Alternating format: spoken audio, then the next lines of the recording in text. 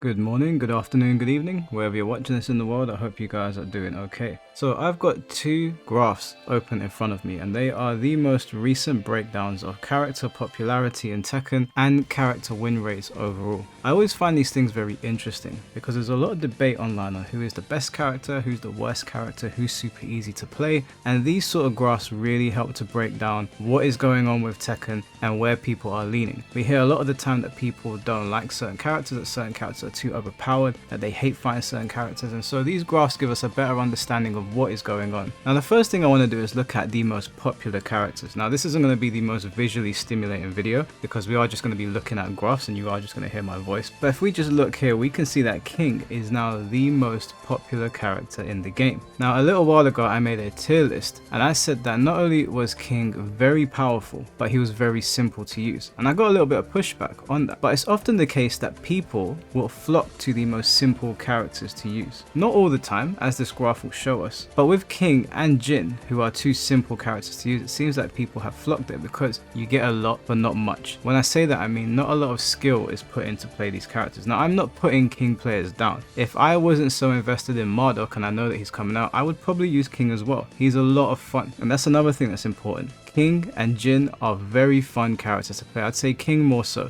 Nothing more funny than grabbing your opponent and they lose 60% health because they didn't guess right. That shit is hilarious to me, so I don't put King players down for that. Now, even though King is the most popular character, if we then go over and look at the win rates, King is one of the worst performing characters. Now, obviously, if more people are playing him, then there's more chance for him to do poorly, but what this really tells me is that having powerful characters doesn't necessarily mean you're going to do well, and most of the time the players that you encounter online are not even intermediate level players. They're just somewhat decent at the game. Like myself, I wouldn't even say I'm an intermediate level player. Even though I've just reached Tekken God, I still don't think of myself as a particularly good Tekken player. I think I'll get there eventually, but you get my point. The same goes for Jin. Jin is a very simple character to use, very highly played, and yet he's right next to King in terms of win rates. They are almost dead even. I think Jin just slightly has it over him. And then you look at an interesting case like Kazuya's. Now Kazuya is the third most used character in the game. I largely think that is because Kazuya is not only the coolest character in the game, he has a very cool moveset, and outside of the electric wind, God Fist and his wave dashing, there aren't anything that is really difficult to do. Everything is pretty simple outside of some combo cancels, the God Fist and some wave dashing. You can play Kazuya to an effective level without doing those things. Obviously those things, as we've seen in tournament, take you over the edge. We saw, I believe his name was Keisuke, he was using Kazuya and got him all the way to grand finals by overwhelming people with his wave dashing and his electrics and his general mix-up. For a long time now, even after the patch, people have been downplaying Kazuya, but I gotta tell you guys, if there's one character I hate being against the wall at, it is Kazuya. Paul is the only other character I might hate more against the wall, but even then, it might be Kazuya. His mix-up is so powerful and he has a lot of safe options, despite what Kazuya players might say. So he's insanely popular, yet he is one of the worst performing characters. And even though I think Kazuya is very powerful in the game, you don't really hear me complain about Kazuya because you don't often get people that know how to utilize him correctly. Because he is a bit harder to play than other characters, people focus in on those things and they end up losing over and over again. You can play Kazuya very effectively without doing his electrics. If we go down the most popular list on here and we get all the way down to the bottom 10 characters, you can see there arguably one of the strongest characters in the game by many people's estimation,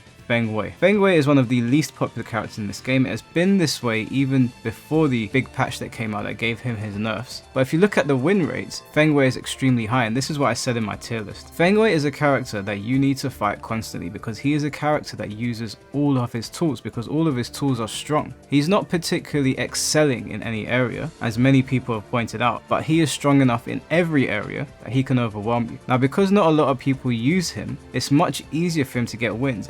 Because unlike a lot of the characters in this game, he's not just using 20 moves, he's using 100 moves, and so you have to contest with 100 moves. But B, he is actually very strong. He's just very unpopular. But people are not going to run into him as much, and so it's going to make him seem even more powerful than what he is. One funny case is Reina. Reina is the 5th most popular character in this game, and I'm not surprised. She's the most popular female character, but if you look over on the win rates, she has nothing.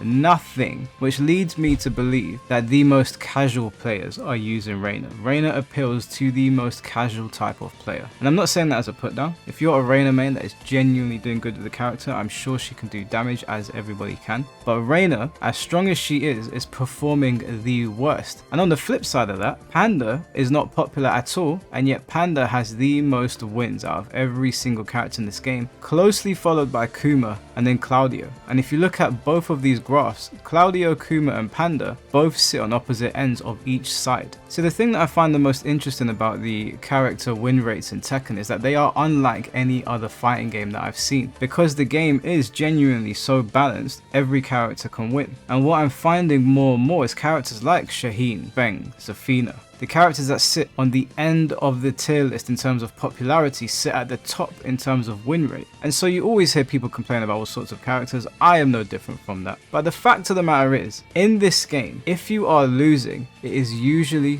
down to skill. I have tried to refrain now from complaining about certain characters like Leroy, sorry, not Leroy, before the Leroy mains jumped down my throat, like Lars, like Alyssa. Yes, there's things about them that I don't like, but the more that I play other fighting games, like Street Fighter 6 for example, I've been dabbling in Guilty Gear, I've been playing some other things here and then, I come back to Tekken and I'm like, everybody in this game can genuinely do well. So whilst these character win rates and the character popularity is very interesting, it also tells a story that I think we all know. Every single character in this game, including Devil Jin, is viable. Devil Jin sits right in the middle of the roster in terms of win rates. That is probably due to the fact that not a lot of people are using him anymore. He has dropped, I think he's in 12th place now in terms of overall playability, but he's middle of the road in terms of winning. Sometimes when they nerf your character, it's not necessarily a bad thing in Tekken. They nerfed Feng Wei and he's still one of the most winning characters in the game, and it'll probably remain that way. And despite Panda and Kuma often being referred to as the worst characters in the game, although I know that's up for debate now as well, and I'm more than willing to entertain that debate, they win the most matches. And a character that I said was an absolute beast in Claudio is the third most winning character. The reason that people don't think Claudio is as strong as he is and was so surprised when I put him high on the tier list is because you rarely see Claudio. He's a very, very rare pick, and so you're not aware just how stupid this character can get. But rest assured, the more people pick this character up, the more you're going to understand Claudio is dabbling in the top tiers. You can quote me saying that Claudio is dabbling in the top tiers. Anyways, this was just a really quick video because I am currently working away. You are listening to Past Mike. I am far, far away from London right now, so I just wanted to put something out quick for you guys to consider, maybe have a discussion about in the comments section. What do you guys think about these breakdowns? Don't you think it's interesting how the most popular characters who sit right at the top are the most losing characters in terms of win rates? And don't you find it funny that the characters that nobody really likes are winning the most? The moral of this story is here, guys, despite all of the things that Tekken has faltered on in its release, I think Tekken 8 overall is a very balanced game in terms of who can win and who can't. And when they nerfed Feng Wei, just speaking from my personal experience, I actually thought to myself this was a good thing. Now, in the time that I have been playing since the patch, Feng Wei has been non-existent. I think I have faced one Feng Wei since. One. That is perfect for me, because you know what's going to happen now? Feng Wei is still strong. They nerfed him and his nerf was quite substantial, but he's still powerful. But because everyone's dropped him now, everyone's going to forget how to use him. And everyone's going to forget how to fight against him. And then there's going to be me, fraudulent old hollow, two-stepping his way to God of Destruction. Anyways guys, thank you for tuning to the video. I hope you all have a good day, and hopefully I'll be back tomorrow in London and I can get back to my regular uploads. Anyways, take care, have a good day, and peace.